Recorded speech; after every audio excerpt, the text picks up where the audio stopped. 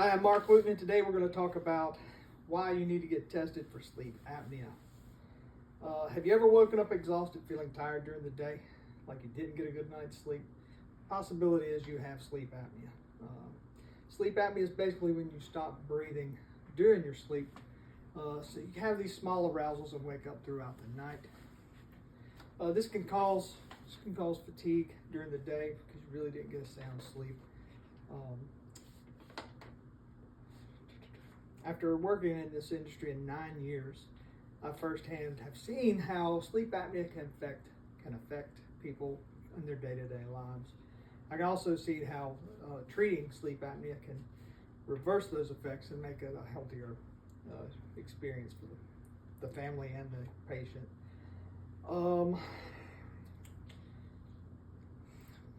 Sleep apnea, you got to think of it like if you're stopping breathing in the middle of the night, then therefore you're losing oxygen that's produced, it's running through your blood, so therefore it goes to your organs. It's kind of like you are starving your organs from oxygen throughout the night, so you're slowly killing yourself faster than you're dying already anyway. But anyway,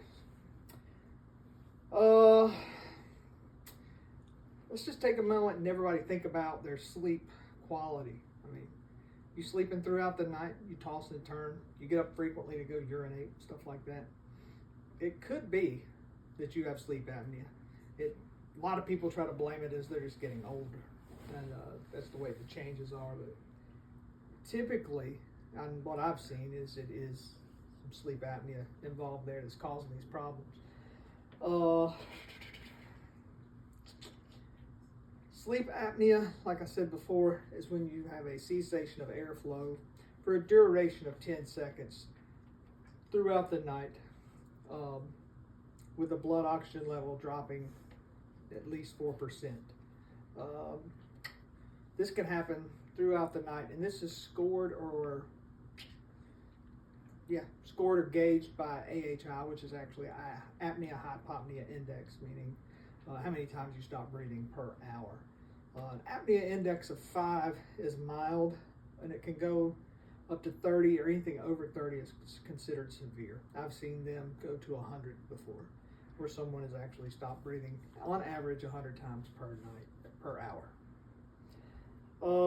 There's over 20 million Americans that are affected by sleep apnea, a lot of which are undiagnosed, so it's hard to get a real good number on that. So the best advice would be, if you have any of these symptoms, go get checked and make sure that you don't have sleep apnea. Sleep apnea, the long-term risk of not treating sleep apnea could be heart disease, stroke, even heart attacks. Diabetes is even influenced by sleep apnea. Let's see. You can get tested in multiple ways. You can go to an in-lab and have a sleep study, which is a very thorough study. Or you can do a home sleep study, which is your minimal requirements to diagnose for sleep apnea.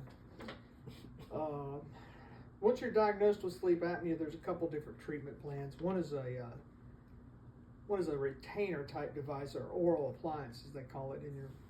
You get it from a dentist and put it in your mouth, and it will protrude your jaw out to open your airway slightly to help you with snoring and some mild sleep apnea issues. For people who have moderate to severe sleep apnea, there's different devices such as a CPAP, which is just an acronym that stands for continuous positive airway pressure, and they all fall under the guidelines of a titration. A titration can be either a CPAP, a BiPAP, or an ASV, or auto circumvent. Like I say, the CPAP stands for continuous positive airway pressure, meaning there's one pressure that's trying to open your airway. For people that are more severe and you need more air pressure, they have a thing called a BiPAP. On a BiPAP, you have an inhale and an exhale pressure. Your inhale pressure is at least 4 centimeters per H2O, meaning the pressure is at least 4 higher than the exhale. And it helps you push against that airflow to be able to release all the carbon dioxide. An auto circumvent is a specialty titration device. It is made for complex sleep apneas. Auto circumvent's used for central sleep apnea, which is a neurological disorder, basically saying that your CO2 is built up and it your body doesn't need to exhale it.